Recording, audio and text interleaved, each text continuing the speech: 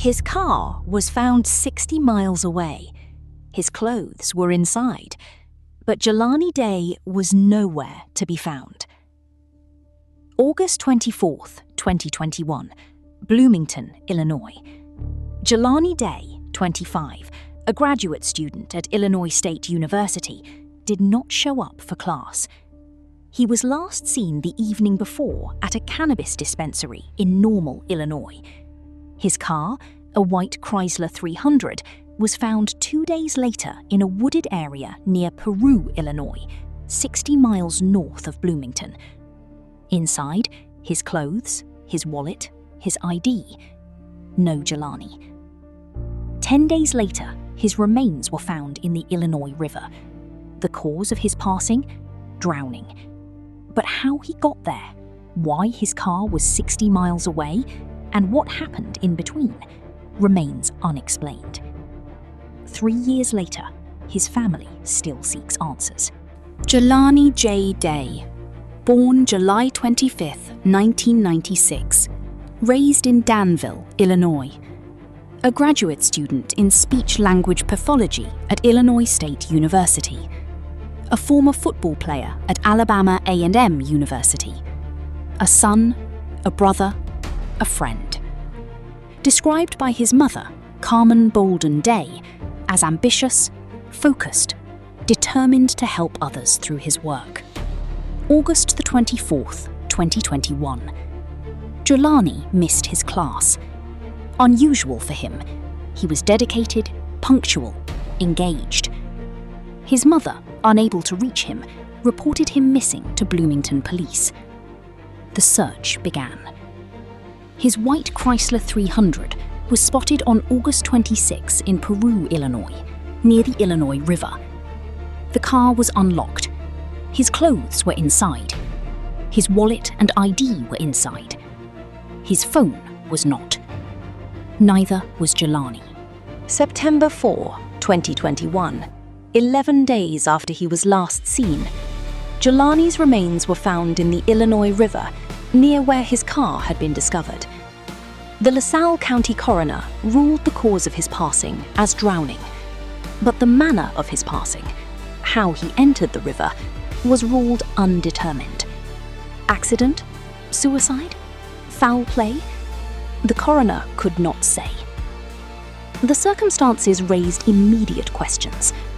Why was Jelani's car 60 miles from Bloomington, in an area he had no known connection to? Why were his clothes and wallet left in the vehicle? Why was his phone missing? And why did it take 11 days to find him, when his car had been located within 2? Jelani's family was vocal in their belief that foul play was involved.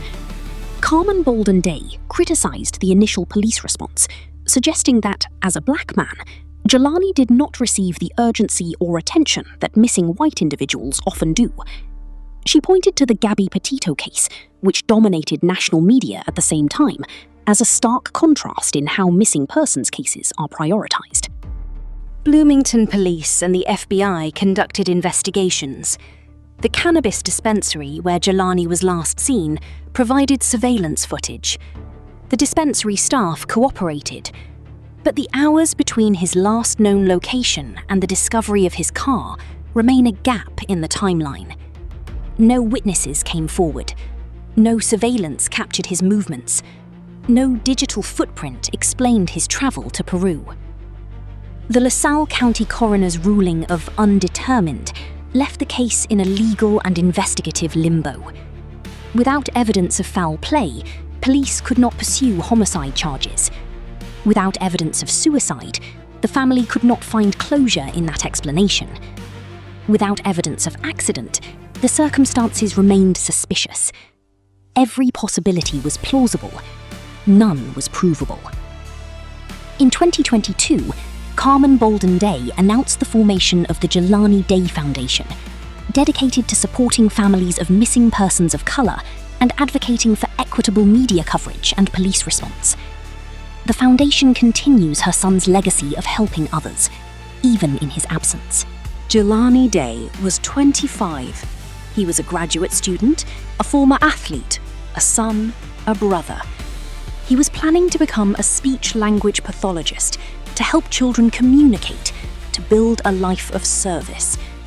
Instead, he became a symbol of the disparities in missing persons coverage, of the gaps in rural investigations, of the agony of families who know something happened but cannot name what. His case asks, why was his car 60 miles away? Why were his clothes left behind? Why did it take 11 days?